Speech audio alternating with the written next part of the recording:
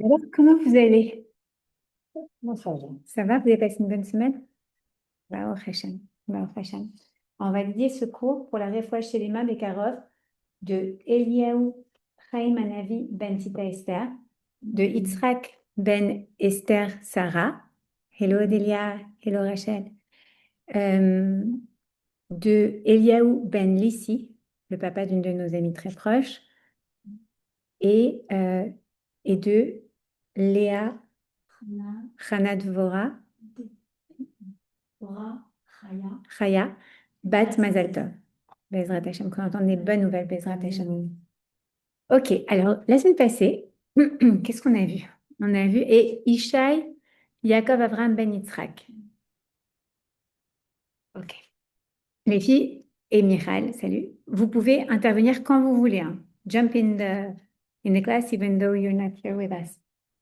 Ok. Je me suis remise à lire les pensées positives qu'on avait fait l'année Ah dernière. oui, J'adore, ma il faudrait lire un peu toutes tous les les semaines. semaines. Mais d'ailleurs, vraiment, je veux continuer ce cours. Je ne sais pas si le ferai en français. Tu as acheté le numéro 2, mais le numéro 2, il est très différent. Mais c'est un super cours. Je ne sais pas si on va le faire dans ce programme-là, mais c'est un super cours. D'ailleurs, on pourrait rajouter réellement même un quart d'heure après ce cours de pensée positive parce que ça change la vie. Vraiment. L'année dernière, on l'a étudié à Biscayne Point pendant toute l'année. Ça a vraiment changé. Ça change. Ouais, il y a longtemps. Mais c'est pas ça. Enfin, c'est le même principe. Mais le séminaire, c'était trois sessions et le voir différemment chaque fois. Exactement, exactement. Là, c'est le livre de la rabbétine, Sarah Youssef, chez qui Emma s'était formée. Voilà. Ok, alors, donc la semaine passée, on était parti en expliquant un petit peu d'abord ce que c'est vraiment que l'anida. D'accord? On avait dit donc que c'était un état spirituel d'impureté qui était lié à une perte de potentiel de vie. Vous vous souvenez? Ok. Et ensuite, on a été rentré dans une partie de notre sujet, qui est le sujet qu'on va clôturer aujourd'hui, Bezrat Hashem, qui est la relation idéale entre une femme et son mari. Donc, on avait dit qu'en fait, j'avais pris la pomme, je ne sais pas si vous vous souvenez, j'avais coupé la pomme en deux. Tu n'étais pas là, je crois, la semaine passée, mais tu peux rattraper le cours si tu veux, il est en ligne. Et en gros, on disait, bah, en fait, l'homme et la femme sont faits d'une seule et même partie. Donc, il n'y a pas une partie qui est... Quand on sépare la femme de l'homme, il n'y a pas un décret qui dit la femme va être l'esclave de l'homme, elle va être moins bien que l'homme ou elle va être supérieure à l'homme, non plus d'ailleurs en fait. On est juste complémentaires. On a des éléments qui sont exactement les mêmes d'un côté et de l'autre, d'accord? Quand on prend les deux morceaux de la pomme, je crois que j'ai plus pas encore fait mon marché cette semaine, donc je n'ai pas mes pommes fraîches à vous montrer. Et en gros, on disait, en gros, c'est les mêmes, c'est le même fruit, d'accord? C'est la même peau, la même chair. Il y a des petites choses qui diffèrent. Ben, en haut, tu as un pédoncule, en bas, tu n'as pas, d'accord? Ok. Il y a des éléments, des organes qui sont différents et en même temps, on se complète, d'accord? Dans notre corporalité, aussi bien que dans notre euh, que dans nos émotions, dans notre spiritualité. D'ailleurs, juste un petit aparté là-dessus.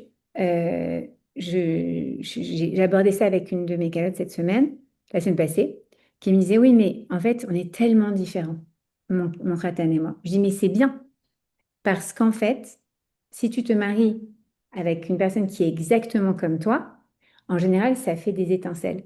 Et c'est passionnel, mais c'est destructeur. Mais Tu vois. c'est aussi difficile parce que c'est une adaptation quand on est différent. Oui, bien sûr, mais il faut comprendre que le principe même du mariage, c'est pas la difficulté, mais c'est le travail sur soi. Qui c'est notre coach de vie dans la vie? D'accord?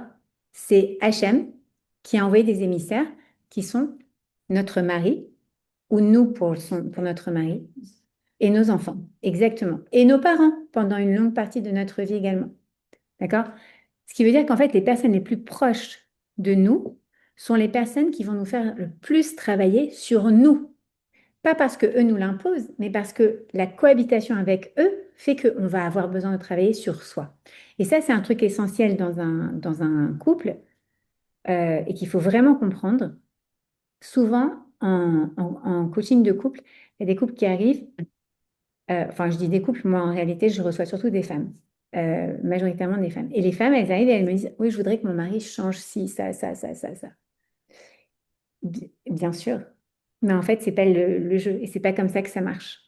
Si tu veux que ça change chez ton mari, alors ben, il faut que toi, tu changes toi-même. Tu te changes toi-même, tu te transformes toi-même. Et ça aura pour répercussion que ton mari, il change. Parce que la plupart des choses qui sont présentes chez ton mari, qui sont dérangeantes, entre guillemets, eh ben, en réalité, c'est souvent des choses qui sont que des réactions à ce que toi et personne d'autre, puisque vous vous souvenez que on a dit, quand on répond oui à Ariat Mekudeshetli, quand il nous pose la question, est-ce que tu veux être Mekudeshet pour moi? Est-ce que tu veux être Kadosh pour moi? Est-ce que tu veux être extraordinaire pour moi? C'est qu'en fait, ta relation avec moi, elle est celle de personne d'autre. Si j'ai envie d'utiliser des mots pas très jolis, il n'y a personne d'autre qui me tape sur le système comme toi. Ben, c'est vrai aussi. Et il n'y a personne d'autre qui me fait autant de bien que toi. Et c'est vrai aussi. Parfois, on va être celle qui va être ennuyeuse parce qu'on va le faire travailler sur certaines choses que lui, il n'a pas envie d'aborder. Et vice-versa. Il va être celui qui va nous faire travailler sur des choses qu'on n'a pas envie, auxquelles on est tellement naturellement accroché. Pourquoi est-ce qu'on va devoir travailler sur ces midotes-là? Oh, rien de plus dur. Pourquoi tu veux que je sois comme ça? C'est pas moi.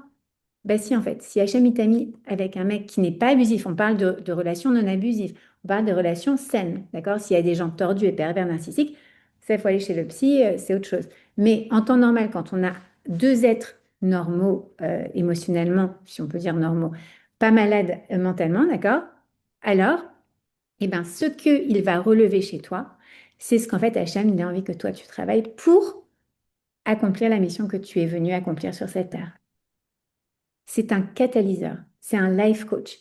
Il va soit par amour, soit par et s'il est tunisien, comment ça va? C'est une entrée fracassante. Mais pas du tout, t'en fais pas du tout. Comment ça va, Léa? T'es belle en rose. Ah là, t'es le soleil d'aujourd'hui. On était en train de dire il fait sombre aujourd'hui. Bah, ouais, alors, si tu as en plus le mari tunisien qui vient te dire alors, dis-moi, et qui te lâche pas jusqu'à ce que, bon, allez, ça y est, je craque, c'est bon, je vais travailler sur moi. Eh ben ouais, travaille sur toi. Dès le départ, tu auras gagné les alors, dis-moi. OK? Ça nous parle à toutes là ou pas? Rachel, Odélia, Michal, Esther. Ouais. Une pensée pour mon mari tunisien. Et le pauvre n'a rien. J'adore les Et Tunisiens, toi, en Esther. plus, en train de. Mais pas du tout le style d'Arnaud. Pas du tout le style d'Arnaud, bah, ouais, j'aime. Ok, donc aucun rapport. Mais bon, bref. Donc on disait ça. On disait donc que on est complémentaires. Le fait qu'on soit complémentaire, forcément, il y a des choses chez lui que je n'ai pas. Forcément, des choses chez moi qu'il n'a pas. Et ça, c'est d'une manière théorique, d'accord? Mais même au niveau énergétique, on disait, il y a des choses que lui va voir parce qu'il a ses yeux d'homme et il y a des choses que moi, je vais voir parce que j'ai mes yeux de femme. Et il y a une réalité que lui va voir sous une certaine perspective et que moi, je vais voir sous une autre perspective. Et si je rentre dans mon mariage, ou si j'ai déjà quelques années de mariage, mais que je prends conscience de ça, déjà, j'évite beaucoup de problèmes. Parce que la majorité des problèmes dans un couple, c'est souvent, mais attends, j'ai raison. Mais en fait, vous avez tous les deux raison. Très souvent, c'est vrai, on a tous les deux raison. Et parfois, si on est assez humble pour reconnaître que l'histoire, c'est juste ce dont on parlait la semaine passée. Quelle facette du livre je vois? Ah ouais. Bien. Ok, ça veut dire quoi? Ça veut dire que, bah oui, c'est le même livre, mais moi je le vois d'un côté, toi tu le vois de l'autre. Et c'est ok. Et au final, qu'est-ce qu'on s'en fiche de qui a raison? Et si nous, parfois, on doit se dire, lui, il a besoin d'avoir raison, bah tu sais quoi, c'est pas grave. Ok, ah mais t'as raison. Ah, comment ça, j'ai raison? Il y a une embrouille là. T'es pas en train de te battre avec moi parce que j'ai raison? Non, c'est vrai, tu as raison. C'est comme ça que tu le vois. Et là, exactement. Là, c'est ça. Là, tu ne penses pas. C'est pas grave, il va s'habituer que c'est OK. C'est OK. And so what? T'as pas raison. Au fond, tu sais que tu as raison. Parce que les femmes, on a toujours raison. Non, mais c'est juste qu'il y a deux perspectives à la même chose. OK, c'est vrai, c'est pas grave. Au final, qu'est-ce qu'on s'en fiche? Et surtout quand on comprend qu'au final, on est une seule même pomme. Vous vous souvenez la semaine passée, cette histoire de la pomme. Donc, on est une seule et même personne. Qu'il ait raison, que j'ai raison. On a raison. C'est pas grave. Et pourquoi on a besoin d'avoir raison? Qui a dit qu'il faut avoir raison? C'est pas grave. Ok, laisse passer. Ouais, mais en réalité, on y gagne. Tu veux que je te dise?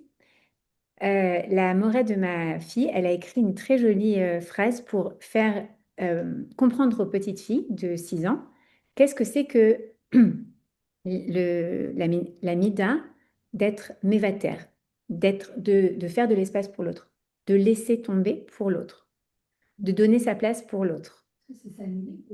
S'annuler aussi, oui, tout à fait, exactement. S'annuler pour l'autre. Mais c'est pas forcément s'annuler, ne plus exister. Pour les gens. Pour son mari, pour quelqu'un.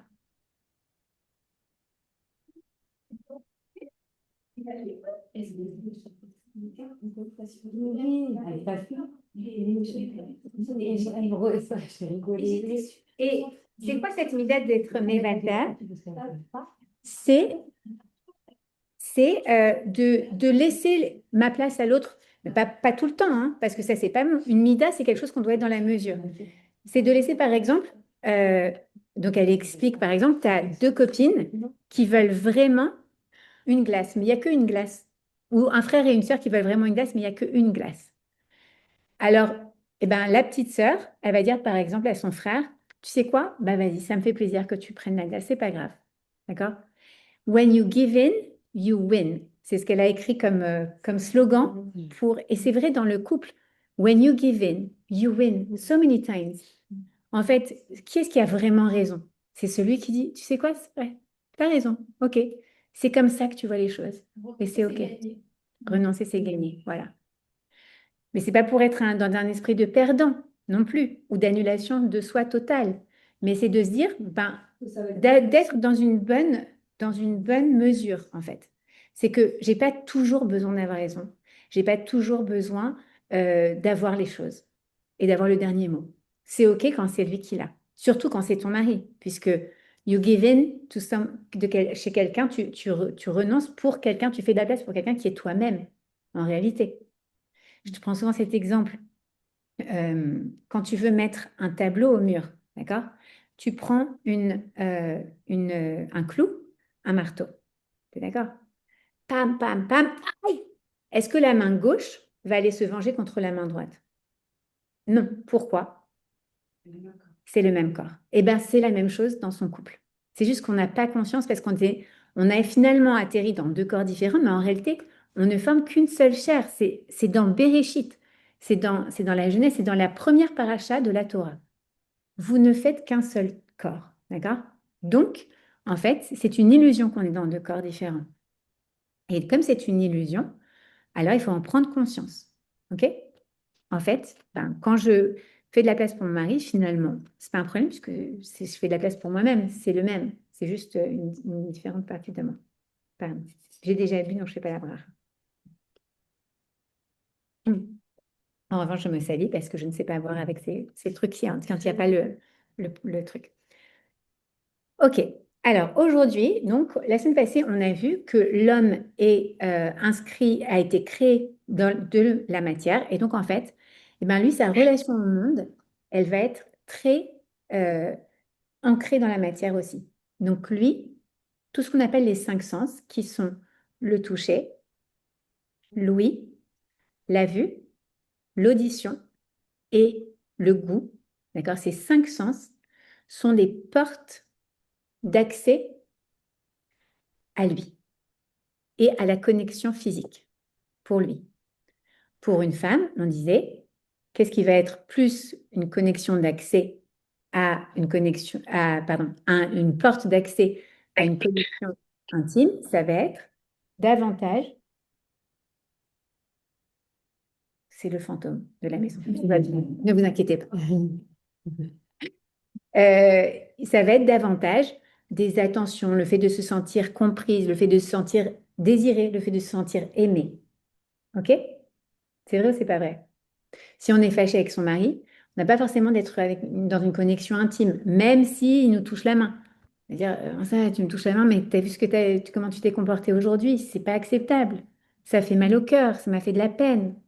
Quand tu as de la peine, c'est douloureux. Donc, tu n'arrives pas à être à lâcher prise. et à être dans ce côté connexion physique. Parce que Hachem, il sait ça, d'accord? Il sait que la femme, elle a besoin de connexion émotionnelle pour être une seule chair, et l'homme, il a besoin d'une connexion plus physique à travers ses cinq sens pour être une seule chair, et que le seul moment où il était capable d'être dans cette connexion émotionnelle, c'était quand il n'y avait pas de stimuli physiques, tactiles, de ces cinq sens, c'est-à-dire normalement avant le mariage. Avant le mariage, quand il n'y a pas encore d'intimité, d'accord, de connexion intime, alors qu'est-ce qui se passe? Eh bien là, on est capable de passer des heures au téléphone, comme je disais la semaine passée, MSN ou aujourd'hui FaceTime ou je sais pas trop quoi, d'accord, de passer des heures à écouter l'autre. L'homme est capable de faire cet espace-là. Pourquoi? Parce qu'il n'a pas de connexion sensorielle qui l'amène directement dans une connexion physique. Alors qu'une fois que le mariage est établi et que la physicalité est entrée dans leur relation, d'accord? Alors dès qu'il va avoir une connexion avec ses cinq sens, tout de suite, lui, il va être en mode connexion intime, ok? Alors que nous, non. Et surtout que quoi? Et surtout que la femme, on a dit, elle a vraiment besoin de se sentir aimée, de se sentir appréciée, de se sentir entendue, d'être la meilleure amie de son mari, etc., etc. Donc, Akadosh Baruch Hu, il a dit, attendez, mais c'est très simple. Lorsque la femme est nida, on va créer en fait 11 jours ou 12 jours, ça dépend de quel rave vous suivez. Si c'est le Rav Ovadia Yosef, c'est 11 jours, sinon en général c'est 12 jours. 12 jours où en fait on va de nouveau rendre la relation extraordinaire. Comment? En prélevant le monde sensoriel de l'homme et en le mettant un petit peu de manière moins stimulée, d'accord? On va protéger ses sens masculins pour permettre à l'homme de rester que au niveau émotionnel avec sa femme. Ça va lui permettre de ne pas être tout le temps en train de penser à sa connexion physique et de penser à sa connexion émotionnelle, d'être disponible pour elle au niveau où elle a besoin d'être pour être amoureuse, pour avoir envie d'être un avec lui. OK? Est-ce que c'est clair ou... Ouais? Donc, c'est 12 jours que l'on représente sous le nom de les 12 jours de Nida, qui sont en fait, on a dit Nida, c'est pourtant un moment de spirituel d'impureté. En fait, qu'est-ce qui se passe? Pendant ce moment-là, eh ben, l'homme et la femme ne vont pas avoir de stimuli sensoriels. Donc, tout ce qui est touché, goût, vu, on voit hein, son mari, mais pas de manière, on va voir comment ça se passe. Goût, vue, odorat et audition, d'accord? Eh ben, nos sages ont mis des sortes de protection pour permettre justement aux hommes de se connecter avec leur femme au niveau où la femme, elle a un besoin de se connecter. D'accord? Donc, on va voir ça. Ça s'appelle les lois de Harrakot, les lois d'éloignement. Ok, on éloigne d'un côté pour mieux se retrouver après. Mais ce qui est très intéressant avec ces lois, c'est qu'elles nous indiquent aussi quelles sont les lois inverses qui sont donc, en hébreu, il y a le mot rachok qui veut dire loin et il y a le mot karov qui veut dire proche. Donc quand tu étudies les lois qui permettent de ne pas que l'homme ne se connecte pas directement au niveau physique, ça te donne aussi en fait les clés de comment est-ce qu'il se connecte au niveau physique. Donc quand tu es allé au mikvé, tout ce que tu as appris avant, où tu peux le tenir, entre guillemets, un peu plus éloigné au niveau physique, pour l'avoir au niveau émotionnel, ben en fait, là, tu vas apprendre qu'est-ce qui vous rapproche au niveau physique. Et ça, c'est super intéressant. Parce que ça va nous apprendre, en fait, plein de détails qu'on n'a pas toujours l'habitude de faire et qui vont changer la relation qu'on a entre le mari.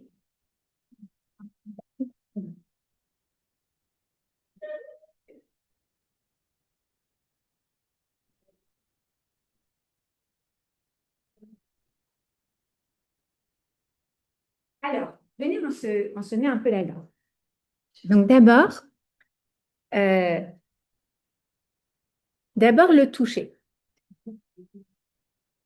Alors, le toucher, c'est quelque chose qui connecte particulièrement. Je cite souvent cette étude du MIT qui a été faite sur un panel de personnes qui se sont portés volontaires pour étudier en fait pain management, la douleur, comment réduire la douleur. OK? Et donc, le MIT, qui est un très grand institut scientifique, décide de prendre un panel de personnes et de les soumettre à une certaine forme de douleur. OK? Comment? Bah, ils sont dans une sorte de photomaton, là, dans une sorte de booth comme ça, et ils vont avoir sur eux des senseurs qui vont étudier leur douleur et en même temps un truc électrique qui va leur envoyer un petit courant électrique ou quelque chose qui leur fait mal. D'accord? Et ils étudient la douleur de ce panel. Ensuite, deuxième étape, ils essayent de chercher comment réduire la douleur pour les personnes qui sont dans des états de grande, grande douleur où ils n'arrivent pas à les aider davantage. On parle pas de douleur émotionnelle. Non, de douleur physique. Parce que c'est dans le but d'aider les personnes qui sont en très grand, tu sais, qui sont dans le pain, qui sont dans des douleurs physiques à l'hôpital ou des choses, et où finalement on n'arrive plus à trouver comment pallier à cette douleur. Et donc, ils sont imaginez dans une sorte de photomaton comme ça, et ils vont recevoir la main de quelqu'un, mais ils ne savent pas de qui, d'accord, c'est dans le noir, qui va leur prendre la main. Tiens, tu aimes bien que... Après, c'est toi.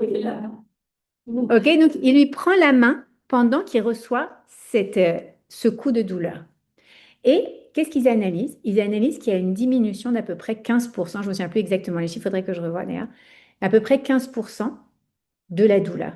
C'est-à-dire que le ressenti de la personne qui est l'échantillon, d'accord, qui est en train de se faire, je ne sais pas, électrocuter entre guillemets, le fait qu'il y a quelqu'un qui le touche, ça réduit sa douleur de 15%. Je ne sais pas si vous êtes, quand vous étiez petite et que vous avez commencé chez le dentiste, mais même les épilations à la cire quand on est petite, d'accord? Quand la nana, elle met juste derrière sa main, comme ça ensuite sur la peau, ça calme. Pourquoi? Tu t'es quand même fait, ça fait mal. L'accouchement, quand tu as quelqu'un qui te tient la main, d'accord? Tu serres la main. OK, on se souvient de ça. Et ensuite, ils mettent, sans que la personne ne sache, la main de leur époux. Donc, c'est son mari ou sa femme qui lui donne la main, mais lui ne sait pas. Et là, ça baisse encore plus. On est à près de 20%. Donc, ça veut dire qu'en fait, le toucher de la personne qui est kadosh pour moi, de mon mari, le toucher de sa femme, d'accord? Il va créer un apaisement où il va créer une étincelle très particulière, ok? Unique. Unique, il n'y a personne d'autre que ça. Et c'est pas parce que je vois que c'est ma femme ou je vois que c'est mon mari, d'accord? Sauf qu'on a dit, la femme, nous, on est beaucoup plus déconnecté du monde sensoriel. Pour nous, tiens, tu vas mari. Ok, tiens, prends mon Sefer Tehillim. Bon, même si nos doigts se sont touchés, ok, voilà, ça m'a pas émoustillé plus que ça, d'accord? Pourquoi? Parce qu'on est des femmes et que nous, on fonctionne beaucoup avec l'intellect, avec les émotions, d'accord? En revanche, il va t'écrire une lettre, d'accord? Et là, tu vas dire, ouais, c'est trop beau, d'accord? Alors que bien évidemment, ça ne viendrait jamais évidemment hein, que ce soit un poète, je ne sais pas trop quoi, à moins qu'il sache que c'est tellement important pour vous qu'il vous écrive une lettre, d'accord? Donc, qu'est-ce que ça veut dire? C'est-à-dire que l'homme, lui, quand il sent le toucher de sa femme, eh bien, automatiquement, c'est comme un aimant qui est attiré l'un vers l'autre. Il est directement dans le mode connexion au niveau du physique. D'accord? Toucher égale pour lui connexion directe au niveau physique. Donc, c'est très bien de savoir ça au moment où on n'est pas Nida. On est allé au mikvé, magnifique. Je sais que du coup, eh ben, je peux toucher la main de mon mari et me dire, waouh, je réalise pas parce que moi, ça me fait pas forcément la même chose, mais lui, ça lui envoie une connexion au niveau physique. D'accord? Donc, augmentons le moment où on touche la main de son mari, où on touche l'épaule de son mari. Tu passes à côté de lui, juste ne passe pas juste Stam, je passe. Passe, hop, une petite main sur l'épaule, une petite connexion. Pourquoi? Parce qu'en fait, tu es en train de vous rapprocher. Et ce qui rapproche au niveau physique, rapproche au niveau émotionnel. D'accord? Donc, quand on n'est pas Nida, ok, alors il faut augmenter les occasions d'être tactile, d'utiliser ce sens tactile pour se connecter. On joue au bagamon, on joue je ne sais pas trop quoi, on cuisine, un truc, hop, une petite caresse sur la main ou un petit truc. D'être toujours, en fait, d'avoir un contact physique, tactile, et ben, pour l'homme, ça le rapproche énormément de sa femme. OK? En revanche, au moment où ben, on veut optimiser la relation émotionnelle, donc pendant la période de Nida, donc on ne se passe pas des choses de même, parce que pour nous, ça ne veut rien dire, bien sûr. Attends, voilà, elle m'a passé son CFR, elle m'a passé le bébé, mais pour un homme, même de passer le bébé, juste il frôle la main de sa femme, c'est comme un aimant qui est attiré par son contraire. C'est pas résistible. OK? Donc ça, C'est une protection ou c'est une aberration? Est-ce que c'est à la fois pour ne pas... c'est une halara. C'est une halara qui s'appelle les lois de Harfakot. Les lois d'éloignement pendant la période de Nida. Ça veut dire que c'est des Rabanan, c'est pas des Horaïta. Des Horaïta, l'interdiction, donc ça veut dire de la Torah, comme interdiction de la Torah, c'est d'avoir une connexion physique, de faire la mitzvah ona, d'avoir une relation intime. Ça, c'est interdit pendant la période de Nida. D'accord? Tant que la femme n'est pas passée par les différentes étapes de purification, qui sont d'abord le Hefsek Tahara, ensuite les 7 jours, les 7 vérifications, ou les 14 vérifications des 7 jours de pureté, ensuite la préparation mikvé et ensuite le mikvé, d'accord? Si elle n'a pas fait ça, alors elle est toujours Nida. OK? Donc, à part pour les 7 vérifications, les 14 vérifications, on peut limiter au premier jour et au 7e jour si le RAF donne l'autorisation. Mais dans tous les cas, OK, on dit que pour une femme qui est Nida, elle ne peut pas avoir d'intimité avec son mari. C'est l'intimité. Non, non, mais alors ça dépend pourquoi. C'est pas seulement, c'est des rabbanan, c'est aussi très important. La plupart des choses que tu respectes aujourd'hui, c'est des rabbanan. La même aversion Alors, que d'avoir un rapport ou alors regarde. C'est jouer avec le feu. En réalité, c'est ce que tu ne comprends pas. Nous, on ne comprend pas. C'est vraiment une aberration. Alors, déjà, le problème, il est quoi? Il est que quand on fait ça, nous, on ne se rend pas compte, quand on touche la main de son mari, on ne se rend pas compte de l'effet que ça a. Peut-être lui, il n'est même pas vraiment conscient à quel point ça a un effet. Mais en tout cas, ça va aller stimuler en lui un désir de connexion physique. OK? Pas si mal. Ben si, c'est mal. C'est très mal pendant cette partie-là. Sinon, les sages, ils n'auraient jamais dit ça. C'est bien, c'est très bien quand tu es permise. C'est-à-dire que tu es en train de faire souffrir ton mari. Tu comprends? Puisque tu ne peux pas être intime. Là, c'est un problème. Là, il faut qu'on parle, mes frères. C'est pas si mal non plus. Ah bon? Ok, non. Ça veut dire que oui, pendant la période où on est NIDA, eh bien, du coup, on ne veut pas stimuler cette connexion physique. D'accord? On veut la stimuler. En revanche, oui, tu as raison. À partir du moment où on est allé au milieu, mais là, il faut stimuler. Et c'est pour ça que je dis toutes les formes de toucher sont bonnes. C'est-à-dire que si je lui caresse la main de manière affectueuse, même, tu sais, je sais pas, tu es à côté de lui, tu écoutes un chiot ou n'importe quoi, ou un cours, et tu lui caresses la main comme ça. Ou même si c'est pas affectueux, d'accord? Par exemple, je sais pas, ah, j'ai mal là, est-ce que tu peux me mettre de l'arnica? Ok, tu mets de l'arnica. Pour toi, tu lui mets de l'arnica, tu n'es pas en train de lui dire, chérie, ce soir, toi et moi. Non, mais lui, déjà, même ce toucher qui n'est pas, qui est juste, on va dire, presque médical, eh ben, en réalité, lui, il est déjà en stimulation. Oh là là, ça émoustille le côté connexion physique. D'accord? Même un autre truc, et c'est très intéressant d'apprendre ces trucs-là. Boutonner les boutons de la chemise. On apprend que des lois de Harakot, c'est interdit. On n'a pas le droit de boutonner les boutons de la chemise.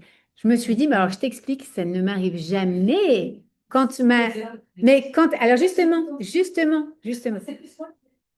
Alors justement, c'est ça qui est intéressant. C'est que ce qu'on va apprendre maintenant, c'est les clés de connexion. Quand on étudie, moi, quand j'ai étudié ça avec ma rabbinite, il y a 21 ans, et qu'elle m'a dit, quand tu attaches les boutons de ton mari, ou non, c'est interdit d'attacher les boutons de ton mari, même de lui faire son nœud de cravate, etc. J'ai tranquille pendant que tu es Nida. Pourquoi? Parce que même ce toucher-là, il te connecte. Et j'étais en train de me dire, bon, mais c'est... Et après, quand j'ai commencé à enseigner, je me suis dit, mais attends, ça veut dire qu'en fait, si ça me connecte, il faudrait que je le fasse pendant que je ne suis pas Nida. Et moi, j'ai commencé à mettre en place que tout ce qui est interdit pendant que tu es Nida, toutes ces lois de Haragot, il faut le faire.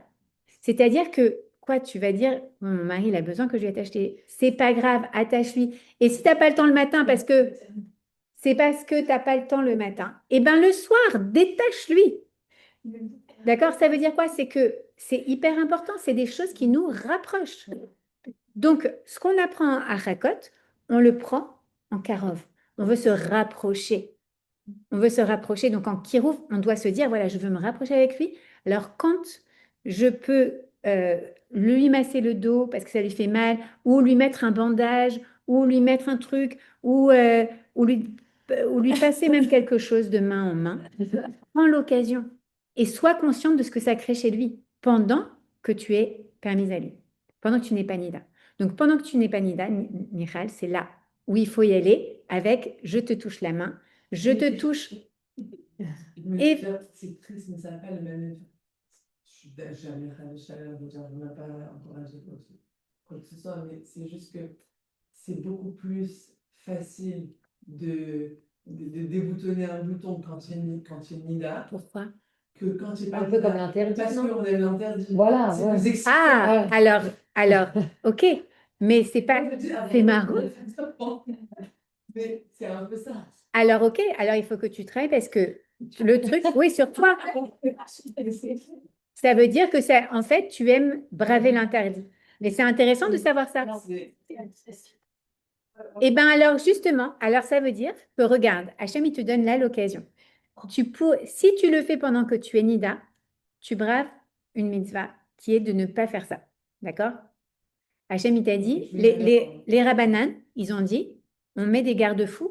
Si tu fais ça, ça crée une connexion qui n'est pas permise, et pas seulement permise, qui n'est pas désirable maintenant. Pourquoi? Parce qu'on a dit, et tu n'étais pas là, donc je vais te le dire, mais même si tu as entendu peut-être comme ça, cette période-là, elle est faite pour que tu reçoives toi ce que tu veux. Alors quand toi, ton Yetzer Hara, il te dit, attends, mais ça m'excite plus de lui mettre de lui mettre son bouton maintenant, parce que c'est pas permis.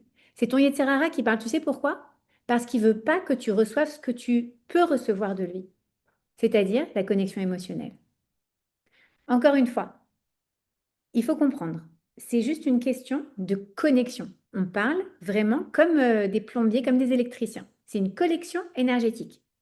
S'il se connecte au point de vue physique, ce qui est beaucoup plus facile pour lui, parce qu'il est créé de la matérialité, alors il ne peut pas se connecter au niveau émotionnel. Et après, tu vas dire, mais je ne comprends pas, mais tu m'écoutes pas, mais je ne suis pas importante pour toi, et moi je te parle, et toi tu es sur ton téléphone, ou tu as un truc à faire. Et ce sera, entre guillemets, parce qu'il y a eu ces connexions qui se sont faites au niveau matériel, qui l'ont, lui, comme un aimant. Tu ne peux pas lui dire, mais comment ça? C'est comme ça chez l'homme. Pam, il est stocké, il est bloqué au niveau physique. Tu peux pas lui demander, mais je comprends pas. Mais quand on est Nida, on est censé parler le soir, on est censé avoir des conversations. Même si nous, on va avoir besoin de ça, pour lui, c'est plus dur de le donner. Eh bien, Même justement, si- même pourquoi? s'il n'y a pas de- Non, c'est pas vrai. Est-ce que tu as déjà respecté les lois de Harakot parfaitement? Donc, tu peux pas dire. C'est pareil qu'une recette, d'accord? Une recette qu'on nous donne en pâtisserie. Parce que la pâtisserie, c'est pas genre un peu de ci, un peu de ça. La vraie pâtisserie, c'est mamache chimique. D'accord? C'est exactement, c'est scientifique. D'accord? Au gramme près, tu vas pas obtenir exactement la même chose. Si tu as Pierre Hermé qui te donne la recette de son fameux macaron au chocolat framboise. D'accord? Toi, tu l'as jamais mangé parce que c'est pas cachère. Donc, tu sais pas à quoi il goûte le truc. Pierre Hermé habitait dans l'immeuble de mes beaux-parents. Et c'est vrai. OK? Et donc, imagine qu'il donne à ma belle-mère la recette de son macaron. Son macaron, il y a marqué par exemple, tu dois avoir les blancs d'œufs qui sont de la veille. C'est-à-dire que tu dois enlever les blancs d'œufs, les séparer des jaunes. Les jaunes, tu les laisses au frigo, mais les blancs d'œufs, tu dois les laisser sur le comptoir jusqu'au lendemain pour faire des macarons. D'accord? Pour faire des macarons, c'est vraiment le top du top de la montagne. D'accord? Et du coup, il te donne tous ces trucs-là. Il te donne exactement combien de grammes de sucre tu dois faire avec combien de grammes de poudre d'amande, que tu dois les mixer ensemble, poudre d'amande et sucre. Tout ce que je déteste. Les trucs trop précis, hyper précis, au gramme près, etc. Moi, je suis nulle à ça. D'accord? Je sais que je ne serai jamais une bonne pâtissière à cause de ça. Et toi, tu dis, bon, attends, quelle heure il est? Bon, là, demain, c'est mort. Ok, je vais les faire maintenant, les macarons. Donc déjà, le blanc d'œuf, il est encore très frais, d'accord? Ensuite, bon, j'ai pas de sucre glace. Il me dit de mettre du sucre glace. J'ai du sucre roux. Bon, kiff kiff bourrico. Allez hop, on y va. D'accord? Tchic, tchac, tchac, tchac, tchac. Je termine avec de la noisette parce que j'avais pas d'amande, j'avais pas de levure, bon bref. Je fais le fameux macaron de Pierre Hermé avec la recette de Pierre Hermé et je lui dis à ma belle-mère, tu vois pas, franchement, Michel, enfin, je la tutoie pas. Franchement, Michel, il n'est pas si spécial que ça, le macaron de Pierre Hermé. Il goûte Pierre Hermé, puisque c'est le voisin, et il dit, mais t'as pas du tout respecté ma recette, Esther. Bah, j'ai remplacé ci par ça, mais bon, plus ou moins, c'est la même chose. Eh ben non. Eh ben c'est la même chose avec les lois de Taharat Hamishpacha. On ne peut Je ne sais pas si elle l'a déjà fait. Mais ceci dit, oui, il était vraiment, c'était son voisin 2 étages au-dessus. Ouais. Non, mais là, c'est une parabole hein, que je vous dis. Mais je crois qu'il donne, même il a des classes et des trucs où il donne toutes ces recettes. Mais en tout cas, c'est pas une vraie histoire que j'ai fait ça. Je n'aurais pas eu la patience de regarder une recette et de faire exactement comme ça. Mais en tout cas, c'est intéressant de se dire, tant qu'on n'a pas fait exactement la recette, comment est-ce qu'on peut dire si ça marche ou ça marche pas? Peut-être que nos maris, ils sont pas connectés à fond au niveau émotionnel parce que on les a stimulés au niveau physique pendant la journée sans s'en rendre compte. Mais alors, c'est pas qu'on lui a fait la... Je pense que de ne pas être prise dans les bras, c'est plus dur pour moi que pour lui. Ok, Ça veut dire mais en réalité, c'est moi la femme et lui l'homme, mais je pense que lui, mais c'est pas lui. On parle pas de. Moi, je ne prends pas dans les bras. Je suis vraiment On te parle pas de prendre dans les bras. Ok, on te parle pas de. Mais on te parle pas qu'il a besoin d'être pris dans les bras du tout. Hein. Il n'a pas du tout besoin. C'est pas ça. Non, tu n'as pas compris. Alors, je vais m'expliquer plus clairement. Lorsque tu stimules au niveau des 5 sens l'homme, dans sa tête, il pense à intimité. Il pense à avoir une relation avec toi. Et donc, il ne peut pas accéder au niveau émotionnel. C'est comme ça qu'ils sont wired, c'est comme ça qu'ils sont faits, fabriqués. C'est comme ça. Donc, le seul moyen que vous rencontriez au niveau émotionnel, ce dont toi, tu as besoin, parce que tu as peut-être besoin d'être pris dans les bras, mais crois-moi bien que si ton mari, il n'est pas gentil avec toi toute la journée, qui te fait des sales coups, etc., tu n'as pas envie qu'il te prenne dans les bras. Comment ça, tu veux me prendre dans tes bras? Bah oui. Non. Ce que tu as envie, c'est qui? C'est qu'il soit avec toi, qu'il soit avec toi au niveau émotionnel. Donc, c'est très différent. Si vous voulez goûter, il y a un très bon Apple Crumble. Et c'est chez Acol. Non, enfin, les pommes, c'est pommes. C'est Aetz. Mais le dessus, c'est chez Acol. Amen. Et très peu de sucre. Bon, je le vends, mais voilà. Vous avez compris que c'était un truc qui n'est pas au gramme près. C'est ce qu'il y avait ce jour-là hier soir sur le truc.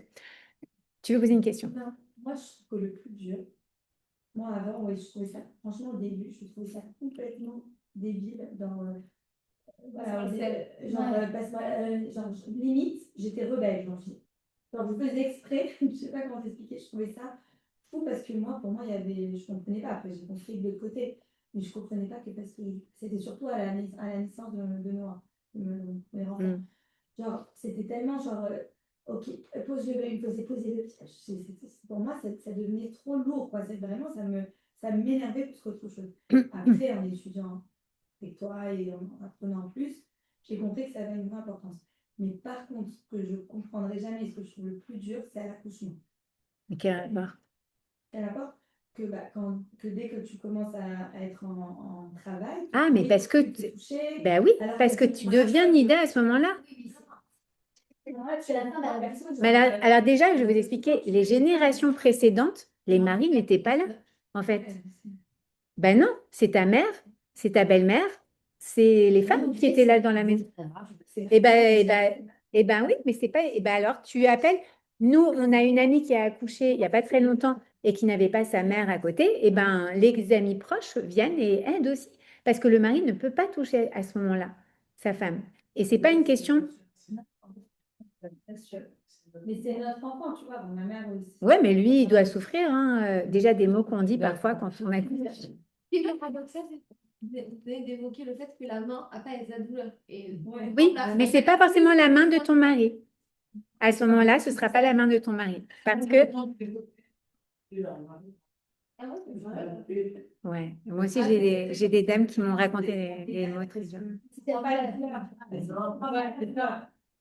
Non, bah oui, le pauvre, c'est un homme. C'est encore mieux la main d'Esther. Esther? J'ai dit, c'est encore mieux la main d'Esther. Ah oui, j'ai le droit de partager. Vas-y. Esther, bon, elle avait Michal et moi main dans la main pendant l'accouchement de Yitzhak. Voilà, on était. Et c'était rassurant ou c'était pas rassurant? Ça a apaisé ta douleur ou pas? Ben, déjà, je crois que je vous ai broyé les doigts, mais à part ça, ça va. Non, Ça je va? crois qu'on était tellement émus qu'on n'a rien senti de douloureux. Elle a dit Ouais. heureusement que tu n'avais pas donc.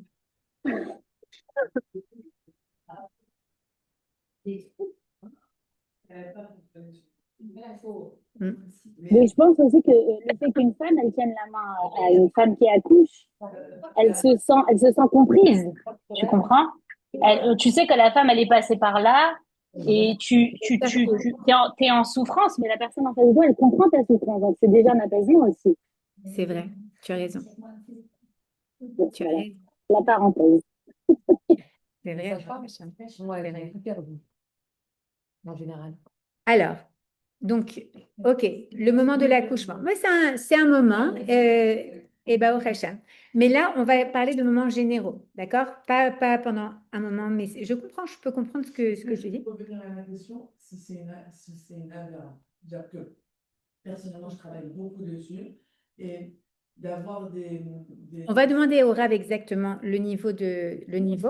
Mais ce qu'il faut. On ne le fait pas, on n'a pas le droit de le Ok, faire. maintenant, je comprends ta question. Le truc, c'est que il faut vraiment voir le bénéfice derrière. Le bénéfice, c'est qu'en fait, tout ça, c'est fait pour toi, la femme. C'est pour ton bien. Mais combien de fois notre Yetzirara, il veut pas qu'on obtienne notre bien? Moi, je suis scorpion, à Crave. Mais je sais que au tout début de ma vie, je voyais la queue du scorpion qui s'autopique. D'accord? Pourquoi tu te mets dans des situations où finalement, même tu en viens parfois à toi-même à te mettre dans cette situation, volontairement. Tu te dis, mais je suis débile ou quoi? C'est pas possible. Après, tu grandis, tu te travailles, etc. Mais combien de fois on peut s'empêcher soi-même d'obtenir ce qui est bon pour nous? D'accord? Là, il faut se dire, c'est ton Yetzirara qui ne veut pas que au niveau émotionnel, ce soit parfaitement optimal, la relation idéale. Parce qu'encore une fois, pour que lui, il accède au niveau de connexion émotionnelle, il faut juste, C'est vrai, physiquement.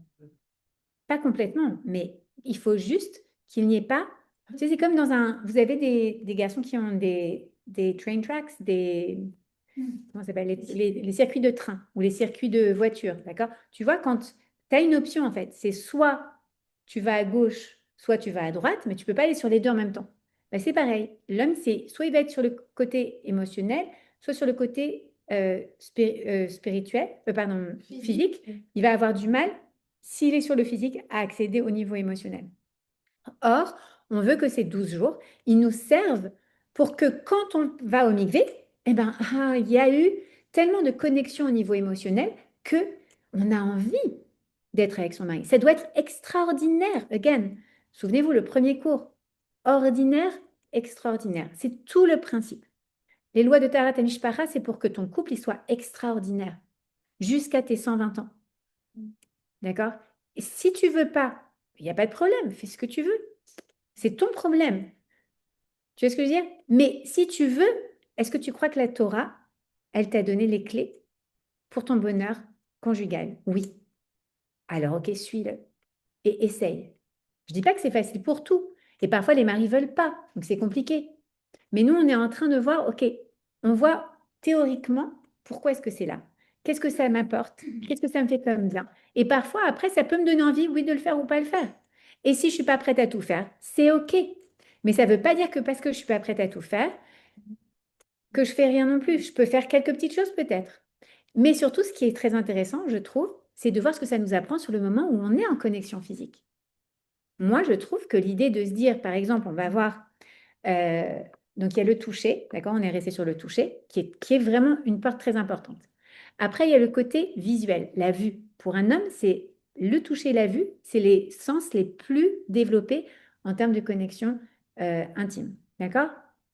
La vue, ça veut dire quoi? Ça veut dire quoi? Je vais me mettre derrière une burqa pendant 12 jours? Ben non, bien sûr que non. En revanche, tout ce qui est caché, normalement, toutes les parties du corps qui sont normalement cachées, ben, on ne va pas les dévoiler pendant ce moment-là. Mais ça peut être aussi, par exemple, pour un homme, de voir sa femme sur son lit, à lui. Parce qu'il y a il y a 2 lits, en général, d'accord? Ou alors, il y a un grand lit et un lit qu'on met en plus quand on est nida. Mais, aujourd'hui, j'ai Google qui vient de me rappeler que c'est l'anniversaire de Tata Nelly. Tata Nelly, c'était la petite sœur de ma grand-mère. D'ailleurs, j'ai allumé une bougie pour elle ce matin. Nelly Sarah Bat Nejma. Bref, voilà, une petite pensée pour elle, qui ferait bien ce cours, d'ailleurs. Tata, si tu es là. Et donc, attends, j'étais sur quoi? Ah oui, d'accord. Par exemple, il voit sa femme sur son lit, ou il voit sa femme en train de faire son lit, et bien lui, il se dit lit plus femme égale tout de suite connexion physique, d'accord? C'est un truc, oui. Alors que nous, tu vois ton mari faire ton lit, tu dis, oh, bah, il est trop sympa, merci. D'accord? C'est sympa, qu'est-ce qui s'est passé? Qu'est-ce qui t'est pas arrivé? Donc, c'est vraiment un truc que nous, on ne peut pas capter, quoi. D'accord? Mais il y a une loi, par exemple, que j'ai trouvée extraordinaire et qui a changé la manière d'inviter son mari dans sa chambre. Il y a un truc qui est dans les lois de Harakot. C'est le fait de préparer son lit. Pareil, quand la rabbinite m'a dit on ne prépare pas le lit de son mari avant qu'il aille se coucher quand on est nida. Je m'étais dit, excuse-moi, mais c'est quoi préparer le lit? C'est quoi préparer le lit? Je lui avais dit, c'est quoi préparer le lit? Je ne lui enlève pas les draps tous les jours. Alors, elle m'a dit, non, tu ouvres, tu rabats une partie comme à l'hôtel. Et j'ai dit, mais c'est extraordinaire. Ça veut dire que quand tu es pas nida, tu n'as pas le droit de le faire. D'accord? Quand tu n'es pas nida, tu n'as pas le droit de le faire. Mais ça veut dire que... Non, ça veut dire que non. Quand tu es nida, tu n'as pas le droit de le faire. Quand tu es nida, tu n'as pas le droit de le faire. Quand tu n'es pas nida, tu peux le faire. Pourquoi? Parce que ça te rapproche. Mais ça veut dire, attends, t'imagines? Parce que quel jour aujourd'hui on arrive à se coucher exactement au même moment? Pas très souvent. Il y en a qui ont des tournois de paddle, il y en a qui ont des tournois de bagamon, il y en a qui ont des shiurim à droite, à gauche, il y en a qui terminent d'écrire un email, il y en a qui... D'accord? Et parfois, tu as la femme qui va se coucher un peu plus tôt. Alors, qu'est-ce qu'elle fait? Eh bien, elle dit à son mari, je ne suis pas rentrée dans ce lit sans penser à toi. J'ai ouvert le pan du lit. C'est rien. Faites-le, vous allez voir, mais le mari, comme il est, content. Et du coup, eh ben, il va le faire pour vous aussi, quand vous rentrez plus tard. Moi, il y a un soir par semaine où je donne un shiur et je rentre tard. Arnaud, j'essaie de faire en général que ce soit le soir où Arnaud, il a son tournoi de bagamon, parce qu'il adore son tournoi de bagamon, mais parfois, il perd. Ouais. Il y a un tournoi de bagamon, tous les mercredis soirs. Alors, parfois, eh ben, il perd au premier ou au deuxième tour, donc il rentre plus tôt et moi, je rentre plus tard. Et bien maintenant, lui aussi, il m'ouvre mon lit. Pourquoi? Mais c'est tellement mignon. D'accord? Ça veut dire quoi? Ça veut dire que j'ai pensé à toi en allant me coucher. Et bon, et si la personne est encore réveillée aussi, c'est pas grave. Même si toi, tu sais que tu vas être réveillée, tu lui ouvres le lit, ça veut dire c'est une invitation. Une invitation, et je trouve ça tellement romantique. Mais je vous promets que, ben, mais oui, si vous êtes pas nida, faites-le ce soir. Eh bien, franchement, oui. Et oui, au départ, je mettais des petites damiels, mais parfois, je les mange avant. Voilà. Mais, mais c'est tellement joli, en fait. Et c'est tellement, voilà, regarde, on est toi et moi ensemble. Et ça, c'est des détails qui sont en effet des détails qu'on nous donne dans les lois de Harakot. Mais en réalité, si on les met dans notre relation idéale quand on n'est pas Nida, quand on est allé au Nigvé, mais ça rapproche tellement. Je trouve que ça rapproche quand on est Nida. Mais toi, tu as ton Yetzirara qui est au top, du top de la montagne. Alors, mais ça, je trouve que de le faire tout le temps quand tu n'es pas Nida, c'est apprécié. Quand tu n'es pas Nida, tu le fais, donc il apprécie. Et le fait que tu ne le fasses pas quand tu es Nida, ça lui manque. Il réalise. Eh bien, justement. C'est bien. Il comprend. Ah oui, ah, on n'avait pas compris.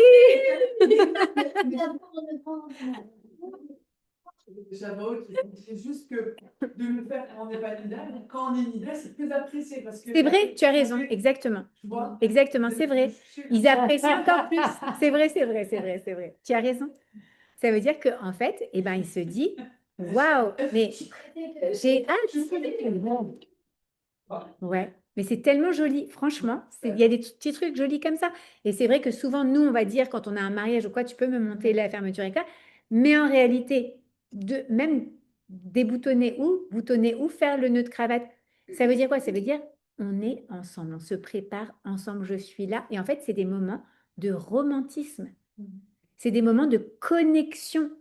Vraiment. En fait, on ne se rend pas compte combien nos sens stimulent. D'accord? Donc, au niveau de l'œil, bah, ça va être plutôt ça. Bien évidemment, au niveau de l'œil, pour de la vue, ok, bah, il y a aussi tout ce qui est vestimentaire. Par exemple, si vous mettez la petite lingerie, coquine, machin, quand... Oui, c'est enregistré. Bienvenue.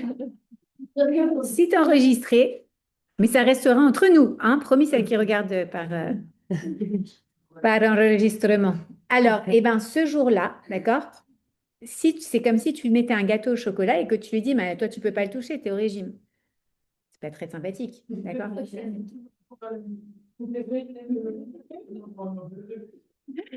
Ok, mais sauf que c'était donné envie, d'accord? Alors, qu'est-ce qu'on... C'est l'avocat du diable. Elle avait raison.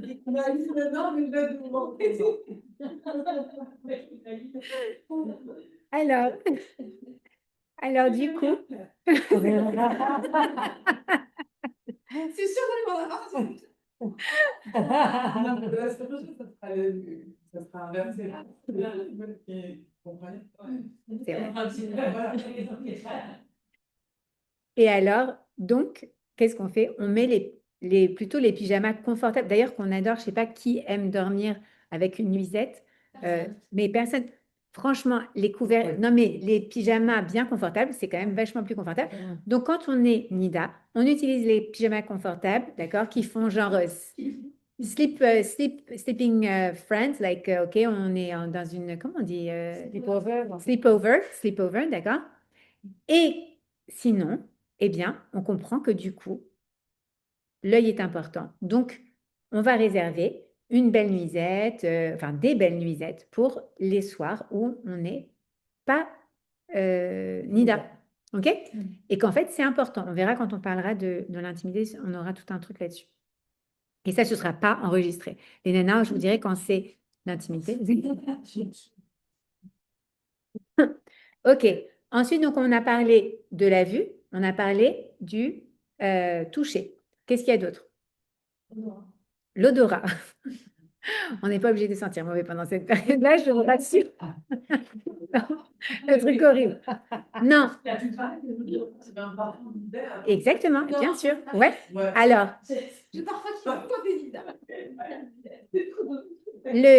l'odorat, pourquoi? L'odorat, c'est le seul de nos cinq sens qui n'a pas été souillé pendant le péché originel. D'accord? C'est que tous les autres sens, ils ont été ils ont été impliqués dans le péché originel, sauf l'odorat. OK? Ça veut dire que l'odorat, ouais, ouais, c'est pas une pomme d'air, mais c'est pas grave. Mais ça veut dire quoi? Ça veut dire que l'odorat, en fait, il a une puissance incroyable. D'ailleurs, à tel point que, par exemple, pour sortir de Shabbat, où c'est un moment très difficile, parce que c'est dur de se sortir de Shabbat, pour ne pas tomber dans les pommes, justement, qu'est-ce qu'on fait? Bessamine. Pourquoi? Parce que ça va nous revigorer, ça va nous redonner de la force, d'accord? L'odorat, c'est un truc très puissant. Et d'ailleurs, je vais vous dire quelque chose, c'est tellement puissant que, d'abord, on peut le sentir de très loin. On n'a pas besoin d'être prêt pour sentir une odeur. Mes enfants, ou mon mari, par exemple, il rentre dans le garage, là-bas. Il n'a pas encore ouvert la porte, qui me dit, oh là là, ça sent bon. Oh là là, ça sent Shabbat. Oh là là, ça sent le... D'accord? Et tout de suite, de loin déjà, tu peux te rapprocher. C'est quelque chose qui rapproche même de très loin. Flashback. Exactement. Elle te rassure, exactement. Donc, tu as par exemple le parfum, la Madeleine de Proust. On va voir aussi pour le goût. D'accord? Mais c'est vrai que l'odorat, de très très loin, parce que la Madeleine de Proust, le goût, tu es obligé d'être proche pour que ça se passe. Mais même de loin, ça peut rapprocher. OK? Donc, du coup, oui, il y a des parfums. Et surtout, comme tu as dit, ça fait des flashbacks. Par exemple, tu sens une odeur et tu dis, attends, mais celle-là, je sais, tu l'associes immédiatement avec quelque chose. Alors, il y a des parfums qu'on associe à l'intimité. Et vous choisissez vos parfums. Et il y a des parfums qu'on associe à une connexion plus émotionnelle. Moi, perso, c'est ce que Michael le partageait. J'ai un parfum quand je suis Nida, qui est à base de fleurs d'oranger, Neroli. D'accord, ça sent très bon, mais c'est amical, sympathique. Et il y a un parfum d'ambre qui est plus sensuel, etc. D'accord? Donc, soit l'ambre. D'ailleurs, il était très bien ce rouleau habit là, de l'ambre la dernière fois. Et tu avais parlé des odeurs. Je me rappelle, un jour, tu as raconté que tu as mis l'odeur de Nida. Et ça veut dire la malle. C'est le temps de discuter. Oui, exactement. C'est le temps de... C'est le temps. Alors, une fois, j'ai fait ça. Et j'ai changé de portable. Je dis, ah non, on va pas discuter. Et je te promets que ça m'a rappelé ce que tu disais. Exact. T'as donné tes codes. On peut partager ses codes. Non, j'ai un parfum. On peut partager ses codes. On peut. Si votre mari, en plus, il est réceptif à ça, au contraire, tu peux lui expliquer. Tu sais, ça nous rapproche, en fait. L'odeur, ça rapproche. Et de très loin, tu as des gens, de très loin, tu peux sentir qu'ils ont mis Angel de Thierry Mugler. Ouais, Super. c'est...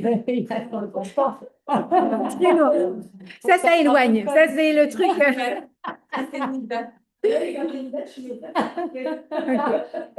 Mais ça peut connecter aussi, parce que pour la personne, pour le mari, ça peut rapprocher. OK. Ça sent très fort. J'ai béni. Donc, pareil, l'idée que, en fait, l'odorat rapproche. Ce qui veut dire quoi aussi? Ce qui veut dire que quand on n'est pas Nida, il faut utiliser notre odorat et son odorat pour se rapprocher. Comment est-ce qu'on va utiliser notre odorat? D'accord? Non, ça, je le verrai après. Comment est-ce qu'on utilise son odorat? Donc, en ayant ce parfum qui va être une connexion physique entre nous. D'accord? On sait en effet, d'un seul coup, il sent déjà de loin, ah ok, là, c'est en mode, même si on doit lui dire, hein, je suis Nida, ça, c'est quelque chose qu'on doit annoncer à son mari. Ou je vais au mikvé tel soir, et ce soir, c'est le jour du mikvé. C'est des choses qu'on partage avec son mari de manière obvious, de manière ouverte, exactement. Mais c'est vrai que ça peut lui rappeler aussi, ah, ça c'est l'odeur, ok, donc non, je ne vais pas la prendre dans mes bras ce jour-là, parce que parfois on oublie au tout départ, d'accord? Ensuite, on a dit le goût. Alors le goût, tu as dit la Madeleine de Proust, mais bien sûr, le goût, quand on partage quelque chose ensemble, d'accord? Quand on mange quelque chose, ça nous ramène à, ah, ça c'est le goût du cake de ma grand-mère. Oh là là, ça c'est le goût de mon enfance. Oh là là, ça c'est... On ne se rend pas compte combien le goût, en fait, a un lien avec l'imaginaire. Donc, quand on fait, pas quand on cuisine, je vous rassure, on peut cuisiner tout ce qu'on fait d'habitude.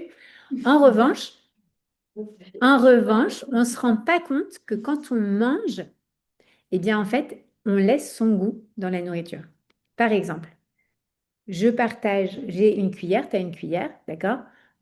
Pardon, je partage, on a On mange un plat ensemble, d'accord? Et je vais te donner de ma cuillère. Eh bien, en fait, quand tu donnes de ta cuillère, il y a le goût de la femme. On sait que les désirs sont aussi liés aux hormones et aux phéromones, à tout ce qui est en fait endocrinien, qui est développé pendant certains moments du cycle et qui va stimuler chez le mâle, entre guillemets, chez l'homme, un désir de connexion. On ne se rend pas compte qu'en fait, dans la salive, et c'est pour ça qu'il y a le French kiss, ladies, dans la salive, il y a énormément d'hormones de connexion physique. C'est pour ça que c'est parfois très rapprochant de s'embrasser physiquement. C'est parfois très rapprochant de manger d'une cuillère à l'autre, de la même cuillère. Moi, perso, c'est pas mon trip, mais chacun fait ce qu'il veut.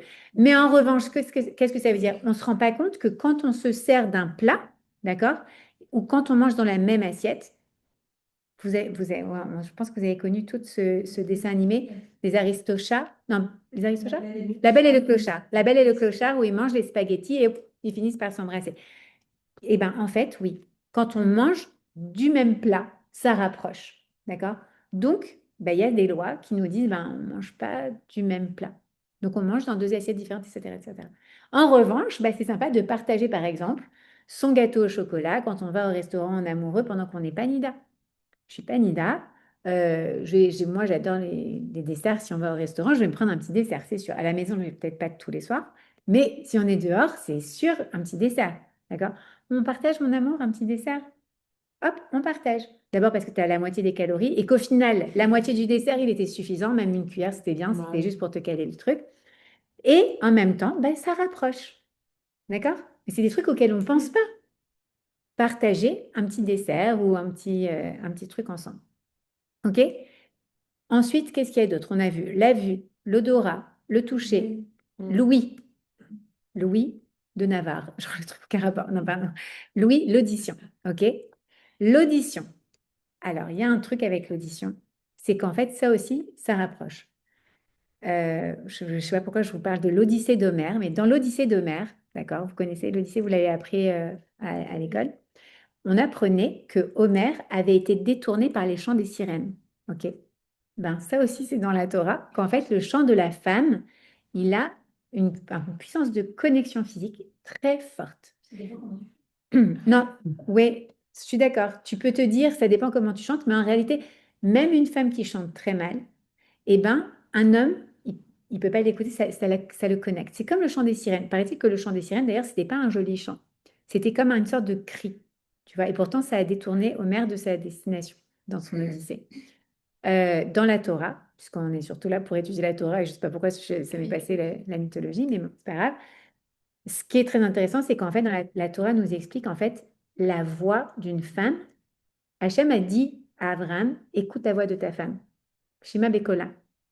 Et en réalité, il écoute la voix de sa femme et la voix de sa femme, ça peut aussi lui donner des envies de connexion physique.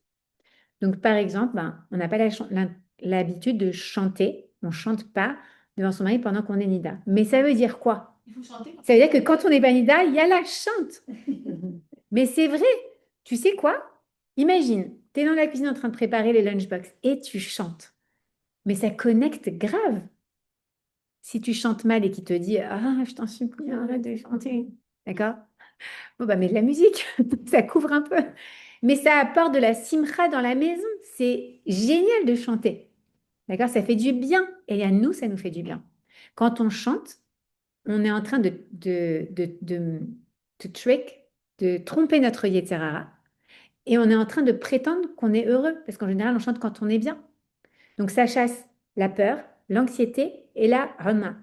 Et l'angoisse. Et même la tristesse. Quand on chante ou quand on danse, ça c'est Rabbi Nachman Mibresev qui nous l'enseigne, mais grave.